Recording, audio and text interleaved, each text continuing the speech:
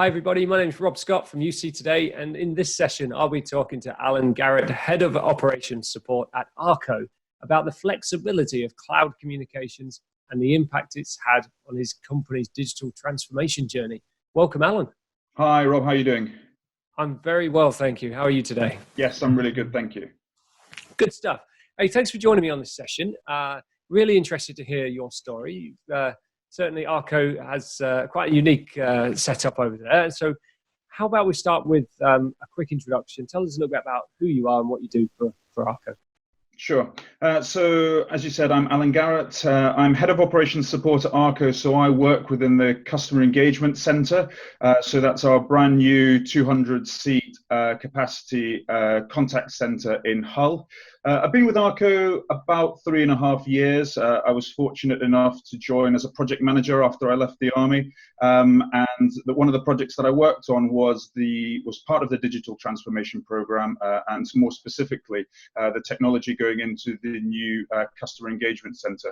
So once we put that project in, I was fortunate enough to then be able to take a role within that department and sort of take over that side of sort of from a business perspective moving forward. My role essentially is looking after everything within the department that isn't the customer service colleagues. So all the support stuff, the planning team, the systems team, and all that kind of the bits that drive the rest of the operation, that sits under my remit. And of course, a huge part of that is the technology that we've got in place at the moment. Fantastic. And digital transformation has been very important to you, hasn't it? And you tell us about where you started with that and kind of what it means to Arco. Sure. So Arco is a family-owned business. It sells PPE. It's the UK's largest PPE supplier, which is obviously quite a viable business in the current climate. What we have is that we're 140, well, almost 140 years old, and a lot of processes, a lot of technologies, a lot of the ways that we worked or did business really hadn't evolved a great deal in, let's say, the past 15 to 20 years. One of those ways of working was the way that we interacted with customers. So as part of a wider £70 million digital transformation program over 5 years, which we're embarking on more widely across the business, there was a significant appetite to do something within the customer experience space, which would allow us to future-proof ourselves and allow us to continue to be experts in safety to our customers, big and small, while in the best way possible. Great stuff. And tell us about the business and how it's set up and the infrastructure. And you've got lots of sites, haven't you? So how do you communicate with your customers and each other? Sure. So previous to the digital transformation of the engagement center, we were very, very fragmented. We had 10 regional offices. Each of those offices had their own customer experience function. And what that meant was that it was quite difficult for our customers, especially the large national customers, to receive what I would term a sort of consistent or standard service. Each local potentially procurement department for each customer might receive a slightly different experience. And that was something that we wanted to try and change. We wanted to be able to drive a real consistency in the way that we dealt with our customers, ultimately to allow us to improve and to do that better. So we embarked upon the transformation journey in probably the tail end of 2017, which culminated in us buying a suite of products which would allow us to do that and centralize it more importantly within a brand new 200-seat engagement center in the center of Hull, which is the town or the city where Arco has been based for its entire history. Great. And I'm going to ask you now the impossible, but if you could condense that project down into the next 5 minutes, what kinds of challenges were you looking to solve as part of that journey?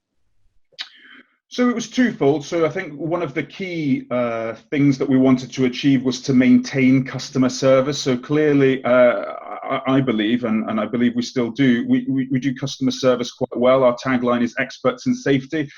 We are more than just a PPE supplier. It's not the sexiest industry at all, but it is one that ultimately saves lives.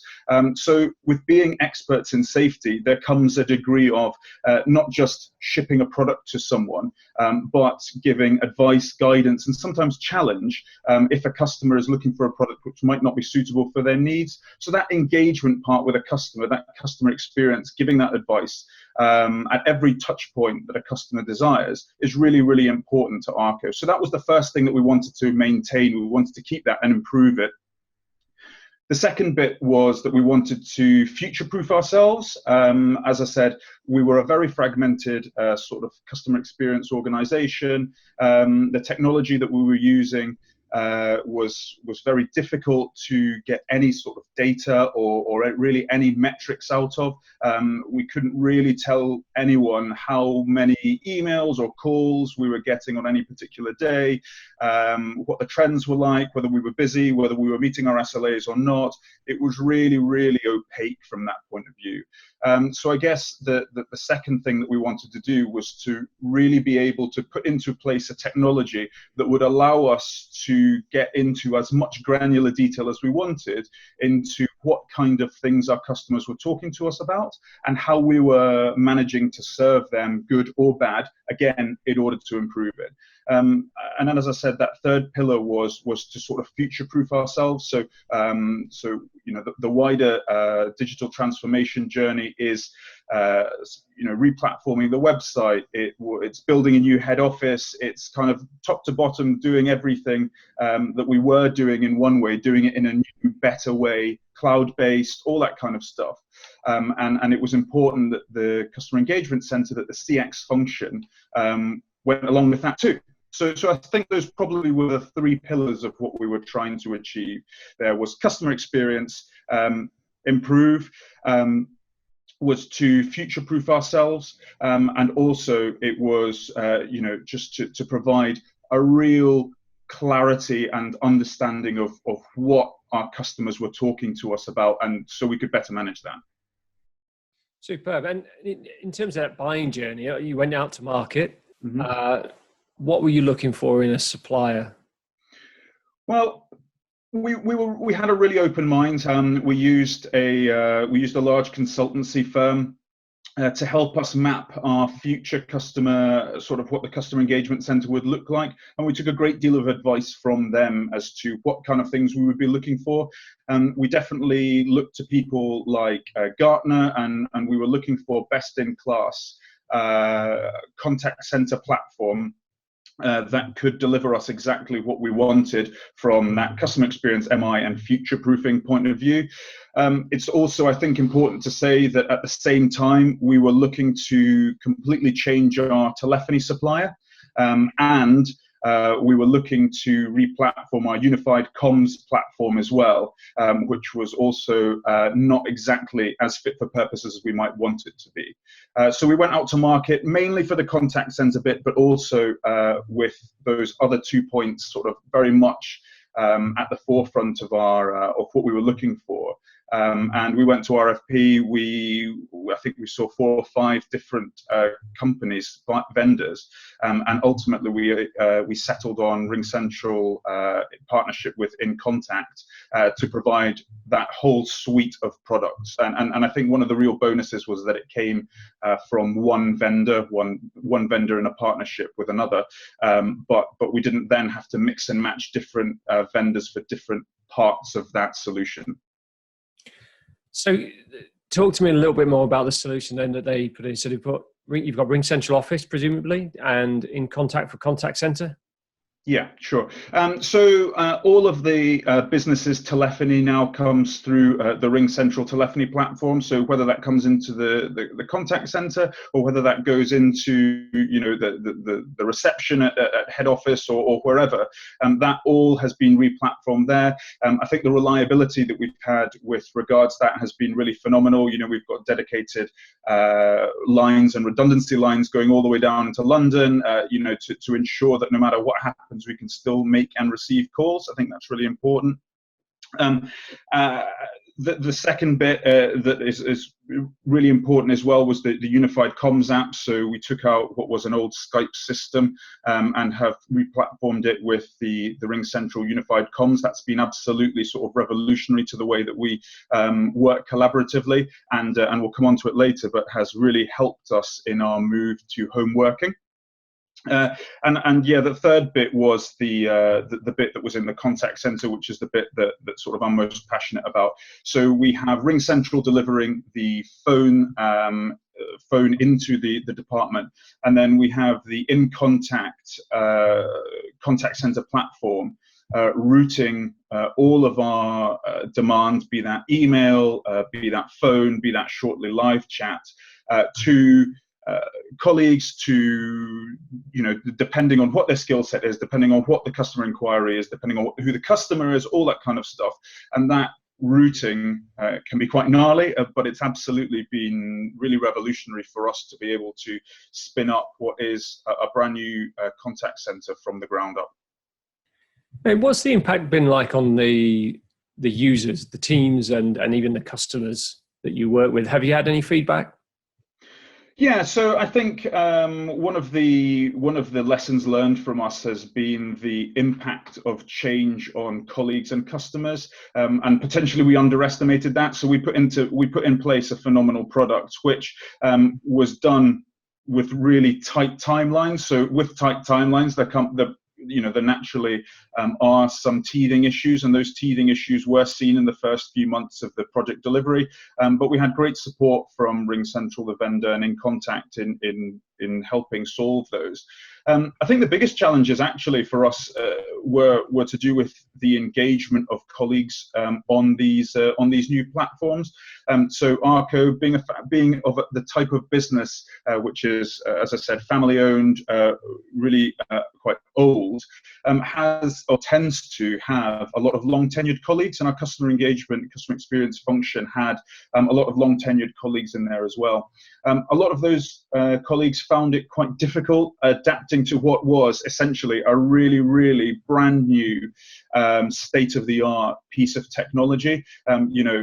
Some of these, it's essentially like moving from an old Nokia phone to a brand new, iPhone. There is a lot to take in, and I think that was one of the challenges too. Our customers, of course, dealing with us in a slightly different way. That was also, it was quite difficult for some of those customers to learn to deal with us in this new way. But I think what we've managed to do with both customers and colleagues is prove the value of the system that we have now. So initially, everyone's a little bit reticent to change. They're always a bit nervous about what's all this new stuff that's happening. Why do we have to change? It's perfectly fine as it is. And actually, now 18 months, almost 2 years down the line, we really have a great deal of engagement with the systems, both from our colleagues and from our customers, because they really now understand the benefits of what we're doing, why we did it, and actually, the ability for them to be able to not only service our customers, but be able to come in and do their job on a daily basis, easily and with the minimum of fuss. They're absolutely now bought into that system. So really it's been a great success. Of course, teething troubles along the way, as there always are, but nothing insurmountable, and definitely not disappointed with any of the choices that we made. Fantastic. And it sounds like you've had a really good kind of transformation journey with your communications at Arco. But just wind the clocks forward a little bit, and the kind of final question from me would be kind of just tell me about what's happened recently. I mean, the world's been hit by COVID-19. How was that flexibility seen when we were all sent home to, remotely work or sent home? How just tell us how that's impacted your business recently, and what did you do? I'll go back to the fact that we're a relatively old business, and that the culture, unlike some of the startups or anything like that, was very much an office-based culture. So we were really, really geared up for in-office working. There wasn't a working from home culture really at all. And even before the COVID-19 pandemic materialized, the ability for colleagues to work remotely using the unified communications app, be it in marketing, be it wherever, allowed colleagues to work from home as and when required, because they knew that they had a really reliable, really sustainable way of speaking to colleagues throughout the rest of the business. So that really kicked off before COVID-19. But from my point of view personally, the biggest success story for us is the transformation of our customer engagement center from entirely office-based to entirely home-based in the space of pretty much 10 working days. So of course, like any customer engagement center, we had a disaster recovery plan, which involved taking laptops to another Arco site and trying to spin up a limited function there if we had a power cut or the internet went down or whatever. But absolutely nothing, no disaster recovery plan on the scale that even imagined us vacating entirely the building and making every single person work from home. I know a lot of engagement centers or contact centers do have a home working core within their team. Some people that join specifically within that, and they're really quite mature in that. We absolutely weren't. We had the vast majority of our colleagues had desktop computers, not laptops, and the ability to move seamlessly, and I really do labor the point, seamlessly, from working completely office-based to completely home-based has really opened our eyes. And it's not just opened our eyes as to the power of the technology that we have and really the importance of what we did, but it is actively shaping our future thoughts and future strategy for the customer engagement center. So we are in the midst of building a brand new head office. That head office has a certain floor plan, and obviously we need to make sure that we have a certain number of desks available for all our colleagues. With more desks comes less flexibility with regard breakout areas and all the good stuff that helps engagement. And we were, even just 2 months ago, really not keen to have anything but one desk for one user across the entire, in the new customer engagement center or floor within the new head office for the customer engagement center. We have now completely turned that around. So now we are actively looking at having a core of 20 to 25% of our colleagues home-based at any one time. And we would never, ever have imagined that 2 months ago, 3 months ago. And it is solely down to the success of what we've achieved here. Our hand was forced, granted, but the success of it, regardless, that has allowed us to do that. So I honestly can't thank the technology enough from that point of view for allowing us to be able to move seamlessly to this operation home-based. And as a PPE supplier, we are taking huge numbers of contracts from the NHS, the police, the fire department, the government organisations, as well as food producers, supermarkets, all those guys that are keeping the country running at the moment. There was absolutely no way that we could not keep working, and that technology has fundamentally allowed us to do that. And it's been really impressive, to be fair. And I think it took us all by surprise just how seamlessly it went. And that's the true power of the technology itself. Yeah, indeed, absolutely, the true power of cloud and digital transformation. So, Alan, you've got a great story. Thanks for talking to me today. You're welcome. You've delivered some great insights for the audience as well. So thank you for your time. No problem at all. Thanks for having me, Rob. No problem. My pleasure, indeed. And thanks to RingCentral. Thanks to everyone for watching. And if you've enjoyed today's session, we'd really appreciate a like or a share, of course. So thanks again, and we'll see you again soon.